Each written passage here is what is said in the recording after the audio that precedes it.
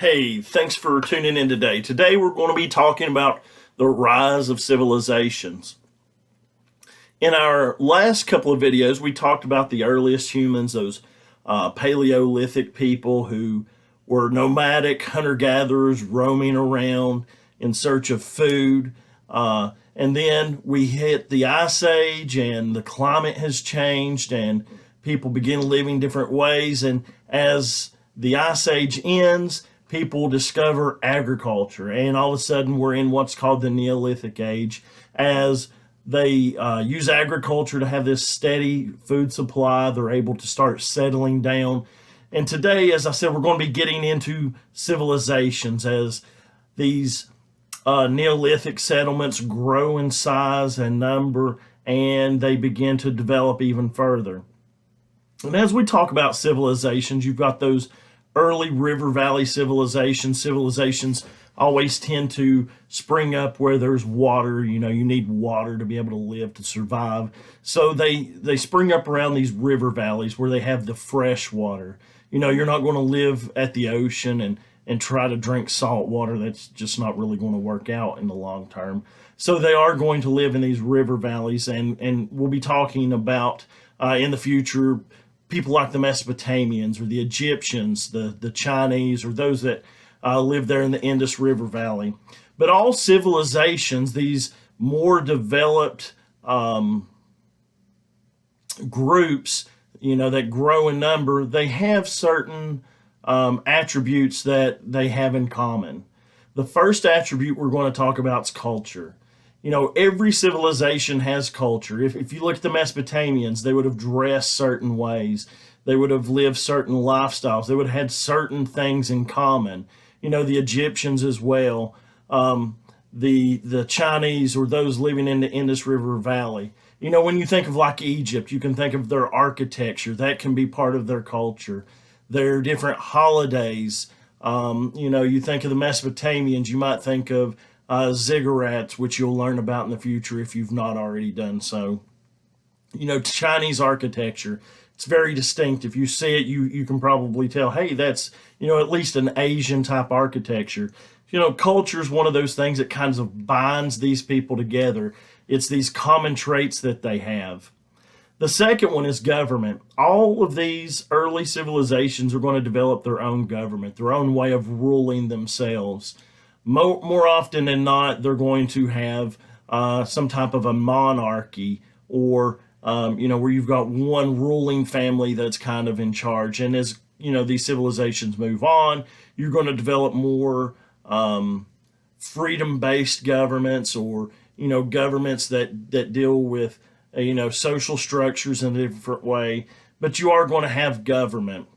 The third one is religion. All of these groups are going to develop different types of religion. Their beliefs in the gods or goddesses that they believe created the world, kind of watch over them, bless them, or have bad things happen to them because they don't like what they're doing. And most of these civilizations are going to have a polytheistic religion, or these multiple gods that they believe are kind of there in the sky, or among them that they can't see, that are, causing all these good and bad things to happen.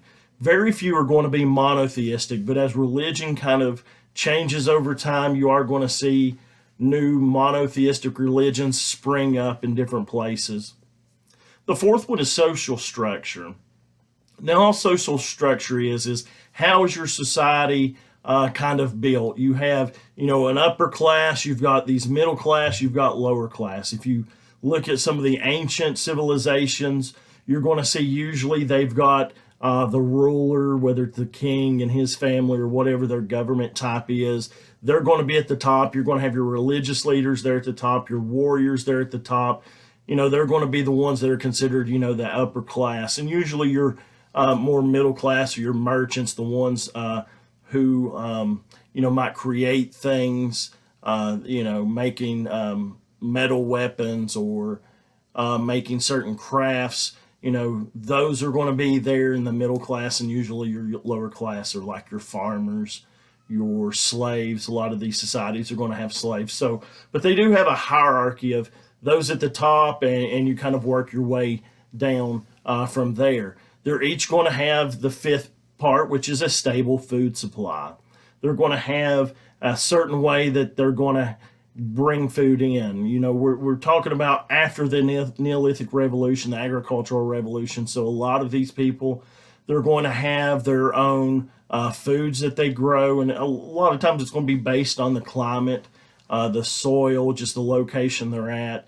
You know, when you're over in Asia, you're going to have rice and different staple crops than you might have over in Mesopotamia.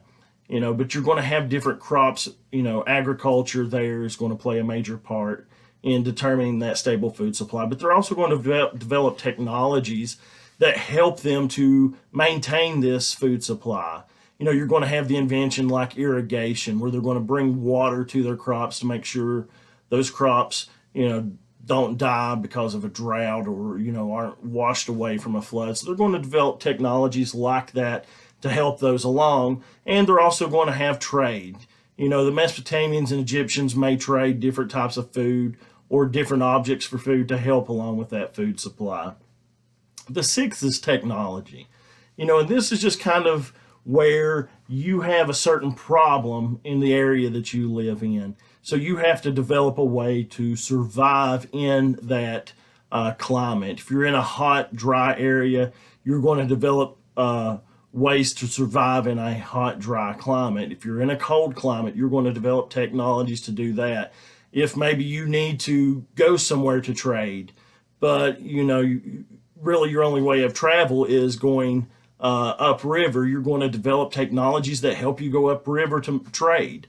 So you're going to develop different types of ideas, different types of technology in order to help you survive.